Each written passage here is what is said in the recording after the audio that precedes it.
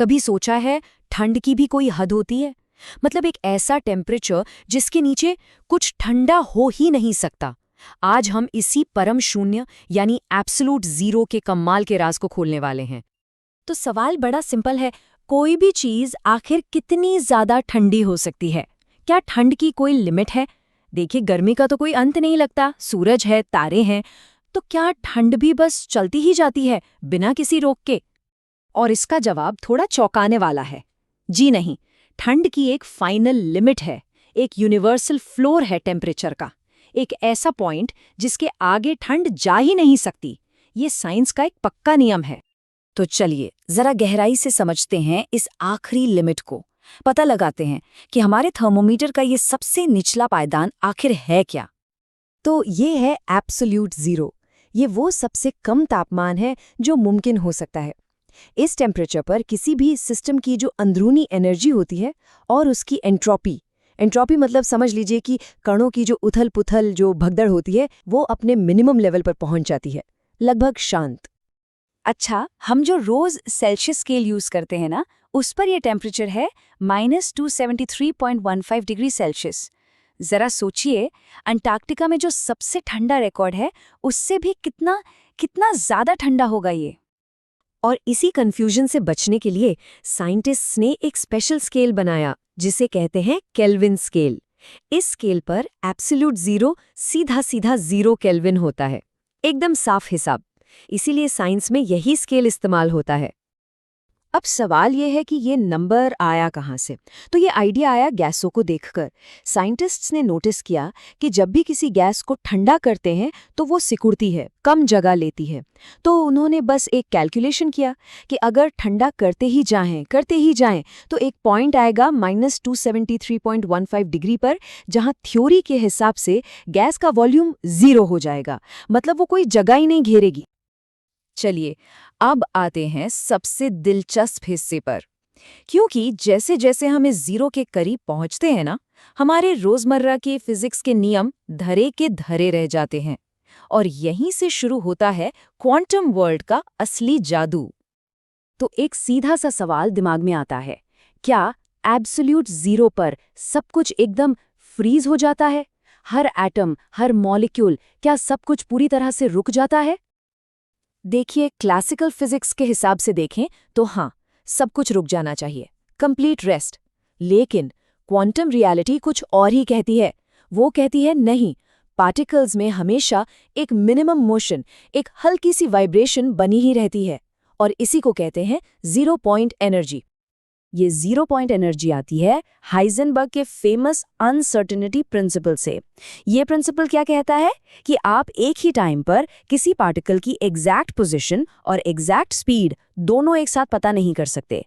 अगर कोई पार्टिकल पूरी तरह से रुक गया, मतलब उसकी स्पीड 0 हो गई, तो आपको उसकी स्पीड और पोजीशन दोनों पता चल जाएंगी, जो कि हो ही नहीं सकता। इसीलिए कुदरत ये पक्का करती है कि कणों में थोड़ी बहुत हलचल हमेशा बनी रहे। और जब चीज़ों को एब्सोल्यूट जीरो के इतने करीब ले जाया जाता है तो वो एकदम अजीबोगरीब बर्ताव करने लगती हैं। हमें मैटर के कुछ ऐसे रूप देखने को मिलते हैं जो कहीं और नहीं दिखते, जैसे सुपरकंडक्टिविटी, जिसमें करंट बिना किसी लॉस के बहता है, या फिर सुपरफ्लूइडिटी, जिसमें लिक्विड बिना किसी फ्रिक्शन के बहता है। और तो और बोज-आइंस्टाइन कंडेंसेट जैसी मैटर की एक पूरी की पूरी नई स्टेट ही बन जाती है। लेकिन यहाँ एक बड़ा ही मज़ेदार पैराडॉक्स है। हम एब्सोल्यूट जीरो के कितने ही पास क्यों ना पहुंच जाएं, हम उसे कभी भी छू नहीं सकते, उसे हासिल नहीं कर सकते। क्यों? क्योंकि यूनिवर्स का एक बहुत बड़ा नियम हमें ऐसा करने से रोकता है। एक पल के लिए कल्पना कीजिए कि एब्सोल्यूट जीरो पर एक परफेक्ट क्रिस्टल कैसा होगा, एकदम परफेक्ट ऑर्डर में, हर एटम अपनी सही जगह पर, जीरो एंट्रोपी, मतलब कोई उथल पुथल नहीं, कोई भगदड़ नहीं, सब कुछ एकदम शांत। और यही है थर्मोडायनामिक्स का तीसरा नियम।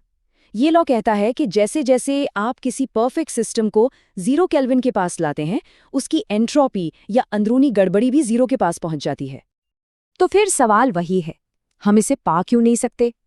क्योंकि किसी चीज को ठंडा करने का मतलब है उसमें से गर्मी निकालना, और जैसे जैसे वो चीज ठंडी होती जाती है, बची हुई आखिरी थोड़ी सी गर्मी को निकालना और भी ज्यादा मुश्किल होता जाता है। हर अगला स्टेप पहले से कई गुना ज्यादा मुश्किल होता है। मतलब एब्सोल्यूट जीरो तक पहुंचने के लिए आपको इनफाइनाइट यानी अनंत स्टेप्स लेने होंगे, जो जाहिर है मुमकिन नहीं है। भले ही हम इसे छू नहीं सकते, पर इसके करीब पहुंचने की इंसानी कोशिश अपने आप में एक कमाल की कहानी है। तो चलिए देखते हैं इस परम ठंड को पाने की रेस में हम कहाँ तक पहुंचे हैं। ये रेस शुरू हुई थी करीब 19वीं सदी में।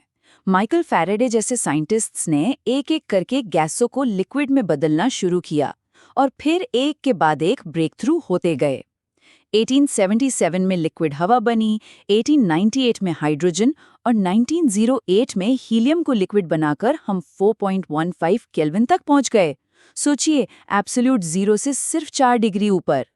और आज की तारीख में, आज तो हम अविश्वसनीय लेवल पर है। कुदरत में सबसे ठंडी जगह है बूमरैंग नेबुला, जहां का टेम्परेचर है लगभग 1 केल्विन। लेकिन इंसान अपनी लैब्स में इससे भी कहीं आगे निकल चुका है। 2021 का वर्ल्ड रिकॉर्ड है सिर्फ 38 पिको केल्विन। पिको केल्विन, ये जीरो से इतना ज्यादा करीब है कि इसे समझना भी मुश्किल है।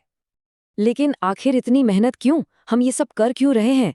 क्योंकि ये जो बेहद कम टेम्परेचर है ना, ये हमें क्वांटम वर्ल्ड की एक ऐसी खिड़की देता है जो कहीं और नहीं खुल सकती।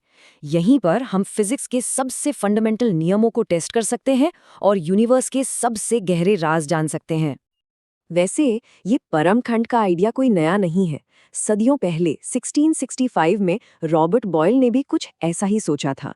उन्होंने कहा था कि कोई तो ऐसी चीज जरूर है जो अपने आप में सबसे ज्यादा ठंडी है और बाकी चीजें उसी से ठंडक पाती हैं। मतलब ये सवाल कि ठंड की आखिरी हद क्या है, ये सदियों से हमारे जहन में है। तो ये तो साफ हो गया कि टेम्परेचर की एक निचली सीमा है, एक फाइनल फ्लोर है। पर क्या इसकी कोई ऊपरी सीमा भी है? क्या गर्मी की भी कोई हद है? कोई ऐसा टेम्परेचर जिसके पार कुछ भी गर्म नहीं हो सकता? खैर, ये कहानी फिर कभी